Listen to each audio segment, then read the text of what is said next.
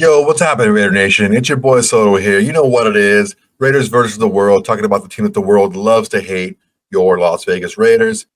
All right, it's mock draft time. I finally did a mock draft of my own, not talking about someone else's. This is my vision, okay? A lot of these mock drafters, they're like, okay, this is what we think the team is going to do because they want to be right. Oh, I told you they were going to pick this guy, or I told you they were going to pick that guy. Yeah, I don't really care. I'm picking the guys that I want to pick. Let me know what you guys think. Okay, this is what we're going to do. The first video is going to be rounds 1 through 3. Okay, so days 1 and 2 of the draft. Then we're going to have the second video is going to come out, and it's going to be the sleeper picks, rounds 4 through 7, and let's see what we got. Okay, let's start round 1, pick number 6. I selected Ted McMillan, wide receiver out of Arizona. Dude is a freak, 6'5", 215, absolute monster. Okay, full disclosure. It was between Ted McMillan, Will Johnson, and Ashton Genty. I wasn't too high on picking, as special as Ashton Genty is. I wasn't too high on picking a running back that high in the draft, especially with all the usage he had in college. It was more so between Will Johnson and Ted McMillan, and it was a tough one. I really like Will Johnson. I like him a lot. Now, I went with Ted because the offensive side of the ball is the side of the ball that needs the most help. Okay. Now, I understand we have a lot of free agents on the defensive side, but we have money for that. Okay. We have money to fill those holes. Offensively, I think we go a little bit younger. Okay. Kind of like we did a couple of years ago with the defense, and we're starting to see these guys come up and become really solid players for us. We need playmakers on offense, and paying for an aging receiver again is not the way to go. There's a lot of young guys out there, a lot of free agents. I even talked about a couple in the previous videos. I think Ted McMillan, with just his overall physical tools, the guy is a freak, man. If you haven't seen him play, just Google Ted McMillan highlights. It's ridiculous. Dude is 6'5", and he can jump like crazy at 6'5". He was an ex-volleyball player, so you know this dude has long arms. He can jump out of the freaking field, and his hands are just out of this world. So look, if you want an X receiver, outside guy, prototypical size, he's got long arms, he can jump, and he's got the hands to catch anything around him. His catch radius is insane, and trust me, he had to use it in Arizona. Not only is he really good at like the 50-50 balls and the jump balls, but run after catch, because he can get to balls that a lot of other guys can't get to. And once he catches it, he's moving straight upfield, man. It's a big plus to have that type of size and that kind of speed combo with those hands. This guy's a super game changer. Now, there's no perfect prospect, okay? As we talked about this before. If there's anything that T-Mac can really focus on is his releases off the line. Okay, they call it a release package. Okay, he's not the greatest. He can get bullied by bigger DBs, and his release can get kind of bogged down a little bit. Not so much of a big deal in college because he's going against guys that he's just physically just superior to. But you get to the NFL, and there's a lot of players out there on the outside. So if he gets better on his release, he also, if we're nitpicking here, okay, if we're nitpicking, he can get stuck to a little bit. Now, if you throw the ball up high, he's going to get it over anyone else in the league, but he needs to be able to run a little bit crisper route to get a little bit better separation. Now, I'm not coming down on him too hard because he's not a lifelong football player, okay? He was more of a volleyball guy that came to football late, and thank God he did. And this is my first round pick, number 6 overall, T-Mac. All right, second round pick, number 37 overall. I went quarterback, Mr. Jackson Dart out of Ole Miss. Dude is 6'2", 225, nicely built young lad. A lot of people are saying, oh, Jackson Dart is either he's going to be he's a third, fourth round prospect, or he's going to be gone in the first round. There was a lot of things going on about Jackson Dart. He wasn't really talked about too much until people started seeing him like, okay, let me take a look at his stats. Let me take a look at how he plays. And yeah, man, this guy's got a little something going on here. The reason why I struggled with Jackson Dart is I heard about Tom Brady and what he said about what kind of quarterback he's looking for. He's not looking for the overall physical traits or anything like that. He's looking for a grinder, a guy that's going to watch tape, a guy that's going to learn, a guy that can really process information. The issue is that really screams a lot more Will Howard than Jackson Dart, but this is not the Raiders picking right now. This is Soto picking, and Soto wants Jackson Dart because you put Jackson Dart in that Chip Kelly offense. He's made for it. Chip Kelly doesn't need a guy that can run all over the place. He needs a guy that can run enough, and that's Jackson Dart.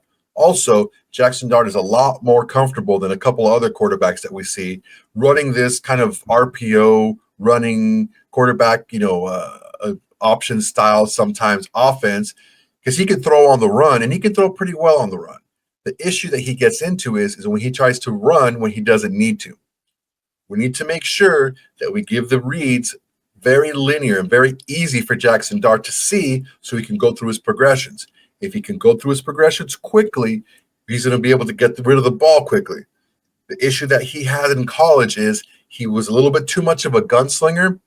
That's kind of baked into the offense with Chip Kelly.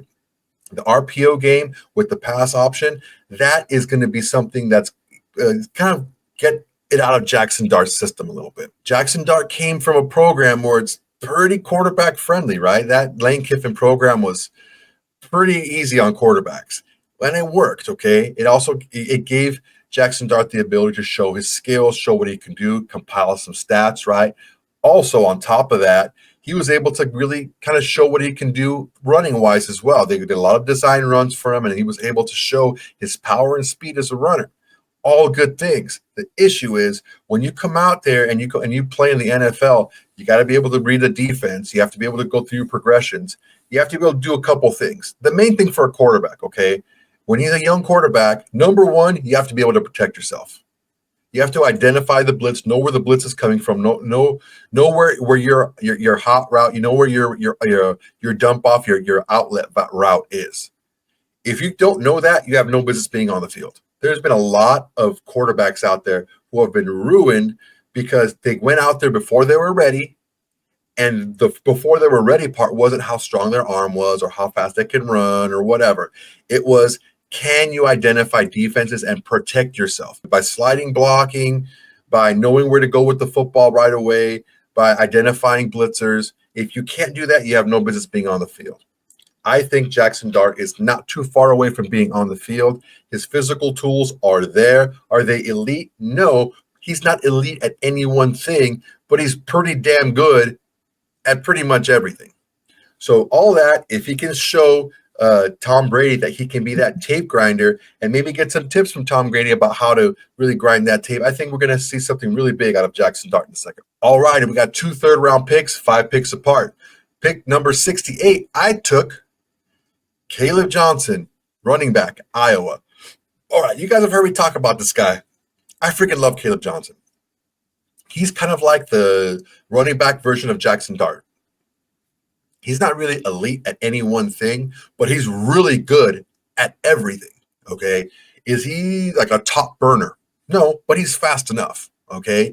Is he like the bruising running back? No, but he runs strong enough. He doesn't let go of the ball. He can catch the ball. He can do it, okay? I've seen him do it in games. He didn't do it a lot because he wasn't asked to do it a lot. He was more so in pass protection, which he does. I think he does fairly well. And what do the scouts say all the time, okay? I've said it before. When you're looking at a prospect, absence of evidence isn't evidence of absence, okay? Just because he hasn't shown it doesn't mean he can't do it. He wasn't asked to do it. When he was asked to do it, his hands were fine, okay? He didn't show anything like spectacular, but his hands were fine. He's going to need to work a little bit on his route running, okay? Not just be an outlet or a swing pass or something like that. He needs to be able to actually get open against these linebackers and safeties. I think he has the athletic ability to do that. The issue we're seeing is, how is he catching balls in traffic? When you have a young quarterback, your 2 main guys for outlets are going to be your tight end, which is going to be Brock Bowers or Michael Mayer, right? And your running back. And if you want to get on the field, you have to be able to beat your guy and give your quarterback a good look, a good target, a nice open target to throw to.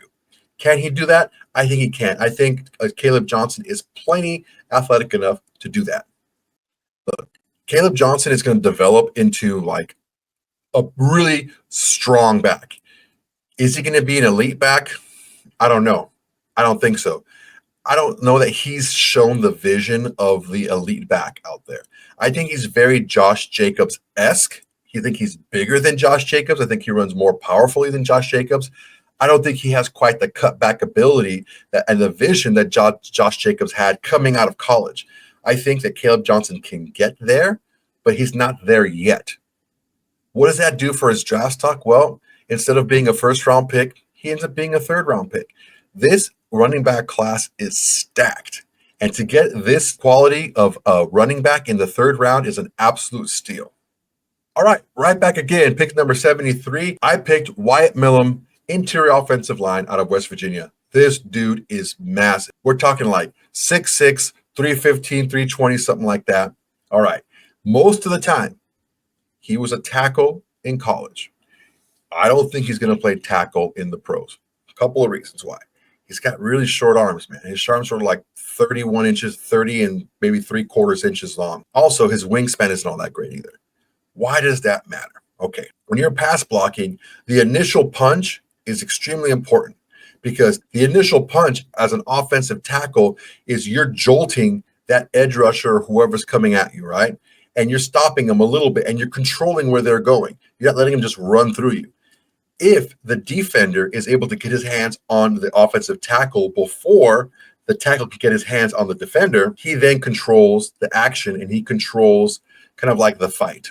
You want to have a nice, long-armed, swift-footed offensive tackle who's can kind of float and glide and get in front of these edge rushers and make it harder for them to get around and offer that and make that strong punch, initial punch. That's not going to be Wyatt. Wyatt Millam he's athletic, but he's not like left tackle athletic, okay? He's much more suited for a guard. Now, if you have Jackson Powers Johnson at one guard and you got Wyatt Millam at the other, damn, these guys both have mean streaks in them. We saw Jackson Powers Johnson's mean streak last year. Think about that, but like 2 inches taller, that's Wyatt Millam. These guys are like the same dude. Just one guy was on the West Coast and one guy was on the East Coast. This is going to be crazy. I think if we're able to pull this off and get a Wyatt Millam at the second pick in the third round, I think it's going to be amazing for us and for our offensive line. Look, I like Dylan Parham. Okay, I like him a lot, but I just don't think he has that mean streak. I think we thought he was much better than he actually was. And then you see JPJ just mopping fools left and right. And you're like, oh, man, that's what it's supposed to look like.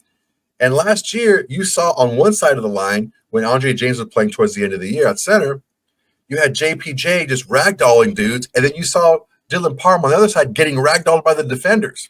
That's an issue. I don't know that this is going to be something that's going to be tolerated by the new regime. I know for a fact. For 100% fact, Pete Carroll is going to put a lot of emphasis on his offensive line. Number one.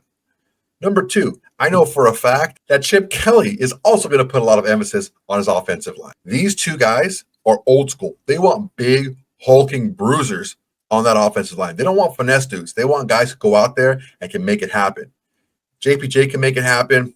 Wyatt Millam can make it happen. All right, guys, let me know what you think. That's rounds 1 through 3.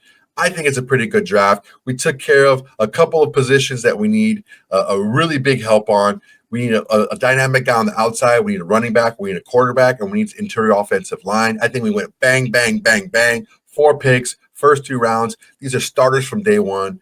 Maybe Jackson Dart is not a starter from day one, but pretty soon to be a starter. These other guys are definitely going to be starters right away, big-time contributors. What do you guys think about these picks, all right? Let me know in the comments below. Make sure to please like, comment, subscribe, and share. It's the absolute minimum you can do to help this channel besides doing absolutely nothing. That was video 1. Part 2 is coming out tomorrow. We're going to do rounds 4 through 7, my diamonds in the rough. Stay tuned for that next time, all right? Until then, everybody, peace. Hey, Raider Nation, thanks for watching. There's plenty more where that came from. Go ahead and smash that like button, drop a comment, make sure to subscribe and share to all your socials. It's the bare minimum you can do without doing absolutely nothing.